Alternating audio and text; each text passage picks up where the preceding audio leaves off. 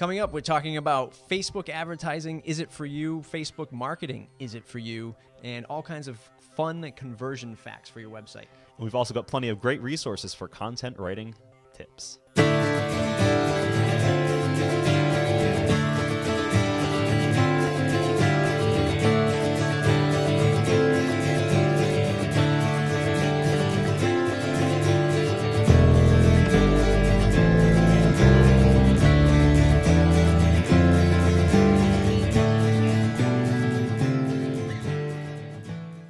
Hey everyone, welcome to another episode of SEO Lunch. I'm your host, Matt. And I'm Dan. Dan, always a pleasure to see you. This is the show where we curate some awesome articles from inbound.org to help you with your small business, SEO, web ranking, web marketing. If you're a small business owner or a brand new SEO, this is the show to watch. In 15 minutes or less, we will give you some awesome information.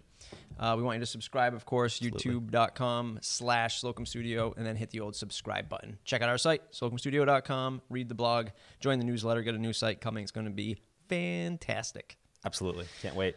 Let's jump right into this madness. First article this week is Facebook advertising worthwhile for small businesses? Put out there by Jackson Rawlings on Silicon Beach Training. We'll take a look at that article and see if it's worthwhile. And on that same note, we're going to look at how small businesses should use Facebook. You're a small business, you're watching. How are you going to use Facebook in your marketing exploits? Microsoft confirms mobile and tablet targeting will continue. John Rampton of Search Engine Journal. We're going to talk about Microsoft still saying that they're going to be targeting advertisements on mobile tablets and the phone. Absolutely. And then Inforza.com is going to bring us 6 key components of a conversion-friendly website, some design tips and methodologies for getting your website seen. One of your favorite articles of the week. Yes, Can't wait right. for you to expand on this one. Content creation, 3 steps to great marketing writing. Roger Parker, Content Marketing Institute, will tell us all about creating great marketing content. And then, as always, we have a great resource for you for content writing. This one's called You Can Be a Better Blogger, brought to you by Grant Ross on .me. Nice. All right, so let's jump into article number 1. Let's do it. Remember, small business, brand new SEO, this is the show to watch. We will take these awesome articles, condense them in your lunch break so that you can find out all the fun stuff happening in the web marketing small business world. So, Matt, what do you think? Do you think Facebook advertising is worthwhile for small businesses? I think so. We use it a lot for our small business clients. We use it for some of our own community projects that we put out there. It works if you have you have to have a goal, and it can't be just I want instant sales, I want instant gratification. Right. I don't see it like a Google AdWords competitor where you can just funnel things as easy as you can with that platform. Right. I think it has to be like advertising my message, advertising my cause, or using advertisement to get more fans is very popular as well. Get more likes just to get the name out there. Absolutely. And in this article, Jackson Rawlings says that according to these charts, 82% of people at least sometimes see ads on their Facebook news feeds as interference. And if you go down the page and look at some of the other graphs, the majority, and I mean majority of people, really dislike those ads. They don't like those sponsored posts or anything like that. They want to see them gone. However, if you also look, people don't want to pay for it. Here's Facebook, which is your social media site. This is just a place for me to meet my friends, and I don't want to pay to remove those ads. So what do you do as an advertiser, as a business on here to use Facebook? And I think that kind of jumps right into the next topic here, which is kind of similar to this one, but it's how businesses should use Facebook. And the one call I do want to make here, and I don't know if you follow him on Facebook. I know I do. George Takei. I do not. From the old Star Trek. He's gotten a lot of notoriety recently, and he's been on a lot of different programs, very many geek-oriented programs, but he's just gotten a lot more press recently, kind of rebirthed his career, if you will, via this social media presence. And what he does is he doesn't advertise himself or go out there and ask for ad links or anything like that. What he does is he just posts funny stuff. And I think that as Facebook, we are going to see a huge Facebook change coming soon, if you guys weren't aware, where it's going to become more visual, more photo-oriented, and everything's going to be more, even on the computer interface, going to look a little bit more like the mobile app. I don't know if you've seen that news article. But in this day and age too, when it's going to change like that, being very image-oriented, you see memes all over the place, and creating content in that form that people kind of enjoy or want to look at, and then using it to build your army that way. Right. And I think if let's combine these two articles because they're sort of similar. Yeah. Should I advertise on it? Yes, no. How do I use this? Do I just spam the heck out of people? Yes, no. So I think that if you're advertising with Facebook, and let's use the example you're using it to build fans and get your name out there. I think that's awesome. You're going to pay. You just have to make a great ad that's going to get people to like the page, and you're going to start slowly building that audience, or quickly, depending on how much money you're throwing at it, right? Then on the flip side, once you get those fans, this is where the gray area comes in. Now you've paid Facebook to get fans, and now they're saying, well, guess what? Now you have to pay us to get that content out there. Yeah. You can do that, or you can take the organic route and just put out good content, not just I see small businesses putting out crap content all the time, like, tell us why you like us, or pizza. Why do you like pizza? It's just like, hey, it's Friday night. What pizza topping are you gonna get? Yeah. I mean, you come up with something a little bit better, right? Yeah, like absolutely. Photo-oriented stuff. Start putting out better photos, not spammy, that kind of thing. Yeah. Folks, it's not all about the likes. It's not all about the followers. In the case on this article, there's a company here, iperhotel.com. They have almost 25,000 likes and 18 people talking about them. Right. That's the proof's in the pudding. Right. Let's jump into the next article. Next one is Microsoft confirms mobile and tablet targeting will continue. I think this is pretty obvious. The one thing that might not be obvious to some folks is, or let's talk about the article first. The article is about Microsoft continuing to support advertising, specifically for tablet, for their new Surface tablet, like their new Windows 8 phone, and other tablets, whether it be Mac or Android, and still targeting and saying that ads are still going to continue to grow on this platform, on these platforms. Going against what Google's doing and things like that, or at least that's what they cite in this article themselves. But the reason I picked this article when I was looking through some of them today, the reason I really like this one is the last paragraph in this article, and you can read it for yourselves as well, is that it's important to be mobile friendly with your web design for your advertising and things like that, and to pursue these other routes, social media and things like that. But you definitely want to tailor your message to different people, to different things. The one call out here that got me thinking was, it says people aren't going to purchase anything about $300 on a cellular device. Some people will, but most won't. Most people won't. If I tell you, if you're on your phone and you say, oh, this thing's $300, let me just buy it, not usually going to happen. So you may want to tailor your advertising in different ways depending on what device people are looking on. Right. If there's like some quick thing that you want somebody to order, it would probably work great. But the one step, like, you hear all this stuff, especially at the end of 2012, definitely coming into 2000, now already halfway through March of 2013. Pi Day. Yeah. That you have to have a mobile strategy. Right. So mobile strategy. What is a strategy? You're combining mobile and strategy, and I don't even know what that means. Right. What am I supposed to do? At least have a website that loads on a mobile phone or a tablet the correct way. Right. That's your strategy. Just make your site work.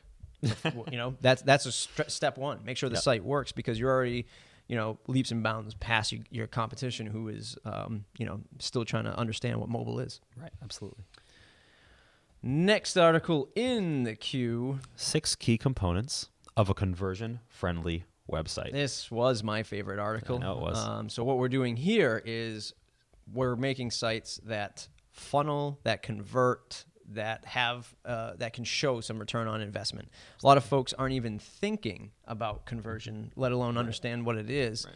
And if you're coming to a place like Slocum and you're saying, I need a website, you're going to invest, a decent chunk of change to get a site out with us, but that's because we're taking into consideration tons of variables. Right. Your market, your brand, will the site scale? How much product are you going to sell? Right. How do we secure this? How do we, get it ready for tons of traffic? All that fun stuff. But our plan is to show you a return on investment on every site. We want sites that convert, because who wants to spend even a little bit of money and the site just does nothing? And then it's just like, oh, I've got this site, but it doesn't do anything. It doesn't convert. I don't make any sales. Well, we want you to build you a site that is going to get money in your pocket at your bottom line. It's sort of like buying a car almost, I think, in a sense, where you go to buy a car and you get to the dealership and you sit in the car and you say, well, I don't know if I like this one as much because it doesn't have this Bluetooth streaming music technology, this, that, and the other thing. You go through all these things, and when you buy the car, that day or whatever, you're saying, oh, it has all 100 of these things that I thought were really cool when I bought the car, but ultimately that car needs to drive. It needs to get you from point A to point B and needs to get you where you need to go. And I think that's sort of a good message here. You want it to be a good device that's going to work, and here you want your website to be simple, easy to use for people, big links, good call to actions in there, maybe setting up e-commerce. Have a good formula for what you want to convert. So say, I want yay number of subscribers by the end of this month, and that's how I want to convert this, or this is where I want conversions to go, and this is what I want to promote, or whatever it is. Yeah. And focus it, tailor your efforts around that. Yeah. If you are somebody who's consulting with small businesses, this is a great article to show them and say, look at all these things that has to happen to do it the right way, you know? And that's what we try to preach and practice here is doing things the right way. You know, if you look at this graph towards the end, like website usability heuristics graph, I mean, look at all those different things that you're putting into consideration. You know, there's like 12 different things, 9 different things right there for just that. Right. So it's a great article to show somebody to say, look at all the stuff that's involved. Absolutely. Another great article. Your favorite article of the day. That are involved with the art of content creation is Content Creation 3 Steps to Great Marketing Writing. This is by Roger Parker, who has quite a resume. I was looking at Apple, Microsoft, all these other things. And it shows, I really, really like this article. I think it's a great way to just jump in and figure out how to title your pages, come up with some great ideas, and market something that you're writing. And I actually created a little example here using his steps. So there are 3 things you want to do when you're creating an article. You want to pick a number. You'll see that all the time. 100, plugins for this, or 100 ways to do this, or things like that. 15 ways to success. 5 steps to to get into your car. I don't know. And then there's a topic. So the topic is the second portion, and that's the ways. So the 5 ways, the 16 steps, whatever it is. And then there's your modifier. And the modifier is my favorite part because I think it's something that so many people are lost on. And these create these weird articles, 10 steps to SEO as taught by Beyonce Knowles or something like that, as opposed to really targeting it towards your target market. And I thought that was a really crucial thing. So, I mean, they have examples in here that are really great. One example, we always talk about pizza, so I had to keep it with the pizza motif. Yep. Let's say you're a small business and you make a pizza sauce, like a local, pizza sauce maker. And you want people to use your pizza sauce, you create an article on your website. You can make an article called Make the Ultimate Pizza, which is a very boring article. People can get in there, and in there you use your ingredient, you use your pizza sauce. My example here for another way to do this is, let's say you're in a college town and your target market is college students. You could say 4 ingredients to make the ultimate college pizza. I mean, it's kind of sounds like obvious when I break it down like this, but I mean, that's kind of the way you do it. You break it down and you come up with an example. And I just thought it was really 3 cheap ingredients to make the ultimate Corsair's pizza, or something, or some crazy thing like that. If you're at UMass Dartmouth, something like that. No, that's awesome, and it's definitely good. And it sounds like a lot of maybe people who don't have time to do this stuff are just getting into blogging. Like, oh my God, I have to think about all this stuff. You don't have to. This is stuff that's going to come as you start promoting more articles, blogging more. And then you're going to start to see, okay, what works, what doesn't. And then you're going to go back to articles like this and say, you know what, I should have been doing this all along. Absolutely. And speaking of which, I mean, if you want writing tips or blogging tips for non-writers who don't want to work at writing, you can look up John Scalzi's article, as well as many other articles in our last resource here, which is You Can Be a Better Blogger, again, from the website .me, the 4th dot being an actual period, the other 3 being DOT. And this is basically a curation of different articles out there that if you're kind of struggling to come up with a creative spark, or you just you want to publish content, but you don't really have a strong writer on the team, or somebody who's, and you just want to get good stuff out there, a great resource for different articles. Yeah, there's a ton of great, at least in this March 14th curation that he's put out there. One from Brian Clark, who I actually just interviewed in my other podcast, The Art of Writing Great Twitter Headlines.